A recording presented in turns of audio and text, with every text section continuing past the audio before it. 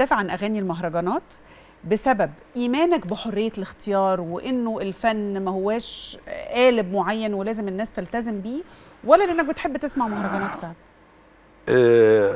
لا، انا ما بحبش فرض الوصايه. انه ده نوع من فرض الوصايه على ثقافه بيطلق عليها ثقافه المهرجانات. هو ايه اصل ثقافه المهرجانات؟ هي ثقافه المهرجانات بديله عن ثقافه اخرى مش موجوده. لو كانت موجوده يعني انا دايما بقول في الحكايه دي، عارفه حضرتك البحر لما يقلب الامواج بتاعته تقلب بيعمل ايه؟ بيطلع حاجات من بيطلع جوه. حاجات. هو من بيطلع جوه ايه؟ بطن البحر. بيطلع كل الحاجات الغريبه عن البحر، بيرميها على الشاطئ.